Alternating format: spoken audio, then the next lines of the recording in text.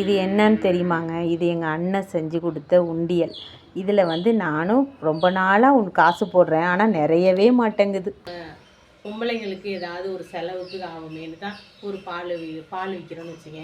காலையில் ஒரு 2 வாடிக்கை, சாயங்காலம் ஒரு 2 வாடிக்கை, இதுதான். இதுக்கு மேலே நான் ரொம்ப வச்சுக்கல. வீட்டுக்கு எனக்கு வேணும் பால், அதனால நான் மாட்டுக்கு கொஞ்சம் காசு போட்டுட்டு பாக்கி ஒருத்தங்க காசு மட்டும் நான் மிச்சம் பண்ணி வச்சுருக்கேன். இப்போ ஒன்று காட்டியிருக்கேன் பாருங்கள், உண்டியல். இது எங்கள் அண்ணன் செஞ்சு கொடுத்த உண்டியல். அதில் தான் வந்து வாங்கினதுலேருந்து அது கல்யாணம் ஆகி எடுத்துகிட்டு வந்ததுலேருந்து அதில் போடுறதும் கொஞ்சம் ஏதாவது ஒன்று எடுத்துடுறதும் இப்படி தான் இருக்குது.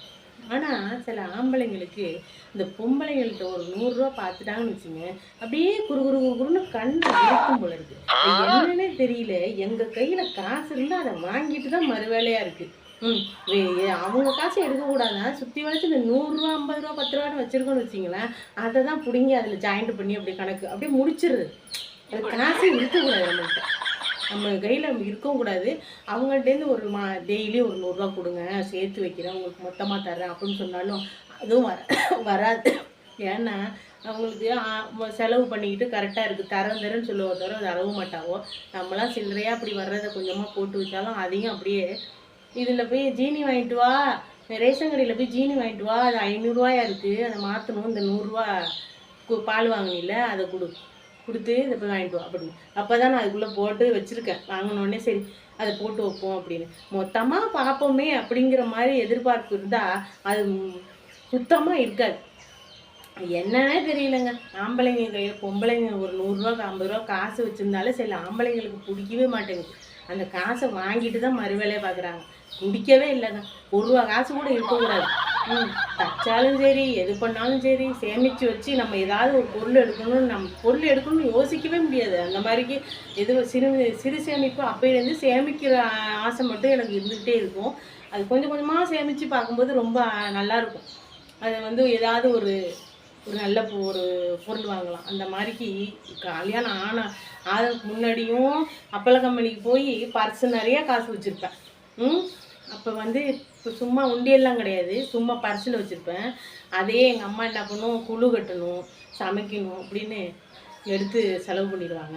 ஆனால் எனக்கு தெரியாமல் எடுத்துருவாங்க. ஆனால் நான் பார்க்கவே மாட்டேன். அதை சேர்த்து வச்சு அப்படியும் சேர்த்து வச்சு 4000 ரூபாவை ஒரு வருஷமாக சேர்த்துருக்குறேன்னு பார்த்துங்க.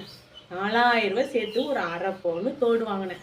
அது ரொம்ப அழகாக இருந்துச்சு. அதையும் எங்கள் அப்பா வந்துட்டு ஏதோ கோர்ட்டு கேஸுன்னு அதையும் விற்றுட்டார். எனக்கு கோபம் வந்துச்சு.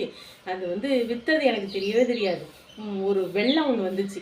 அப்புறம் ரொம்ப கஷ்டமாக போயிட்டு, சாப்பாட்டுக்கெல்லாம் ரொம்ப கஷ்டமாக போனோடனே அப்போ வந்து எப்பா நான் தோடு வச்சுருந்தேன்ல அதை போய் அடை வச்சுட்டு வா சாப்பிட்லாம் அப்படின்னு சொன்னோன்னே அந்த தோடை எப்போயே விற்றுட்டேம்மா அப்படின்னு சொன்னோன்னே எனக்கு நான் விற்கிறது தான் வளையந்தான் போட்டிருப்பேன்.